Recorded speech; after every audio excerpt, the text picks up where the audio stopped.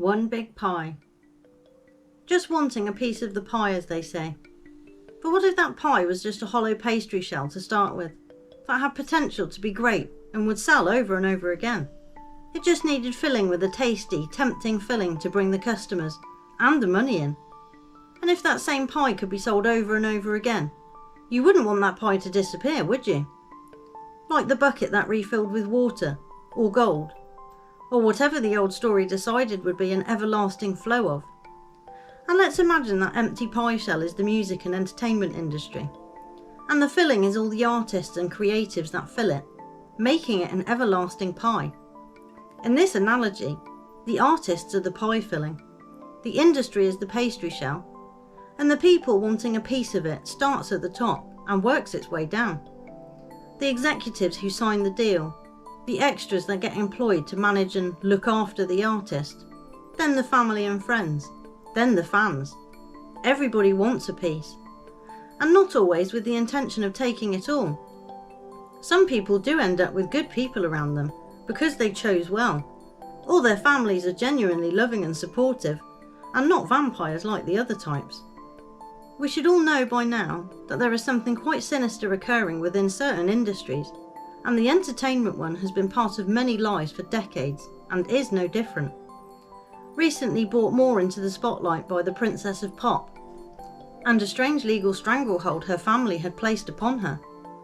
I realised after the first public meltdown that it would be used against her, as with all of them, and anyone who is not playing the game or by the rules.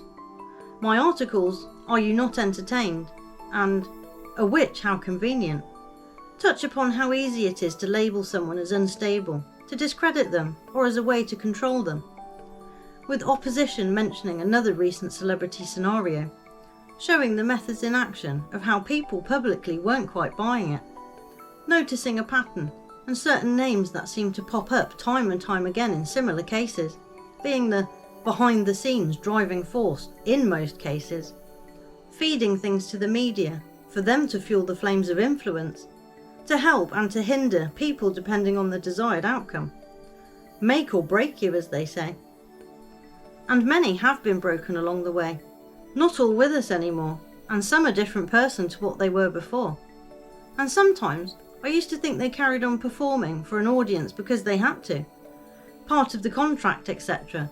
And if you are being held captive in a performing world, then just as the circus animals get let out of the cage to do their routine, so are the human counterparts. I see the management teams and other vultures as the ringmasters and side acts to keep the main attractions in line. Like the cartoon Dumbo, where it was realised that elephant could make more money than all the others. They then took steps to enrage the mother, take the child, and groom it thereafter for their own benefit. The people cheer and clap, paying their ticket price, and applaud the circus for finding such talent and letting them see it. Not then seeing how after the lights are off and the audience has dissipated, the animals get led back to their holding pen until next they are needed. It isn't nice when you see it like that, knowing that having a special talent actually makes you a target for unscrupulous people who see you as a gravy train and a cash cow, and ultimately just a commodity. Like Pinocchio too, mentioned in my article Being Real, of luring children to a pleasure island with promises of whatever they wanted to hear, so they could be trafficked into a sinister world of corruption. And with all the mainstream outlets seemingly pushing a more sexualised landscape generally, but especially for children, one can only presume the profit margins are just too high for them to keep it as an undercurrent. General conditioning is being rolled out with the hope of luring new generations towards a pleasure island. But as with the fictional one, it is their pleasure and greed it is there to satisfy. And it seems that it has been there the whole time, as a sideline to these forms of entertainment, covered in my piece Face of a Clown in Storytown, with theme parks, carnivals and other places they say are for children.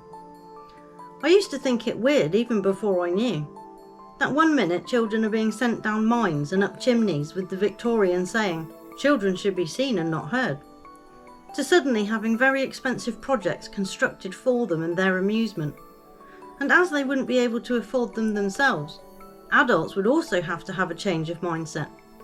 That children needed to be entertained and taken to these places, to learn to trust them, and things dressed as characters playing a part, merging fantasy and reality to create a very odd thought process in some, it would seem, where it is almost hypnotising and allows a certain type of person to get to you, after you have been carefully groomed, programmed and conditioned to stare at the pretty lights and faces, listen to the music and let yourself get swept away into the dark and murky world of illusions.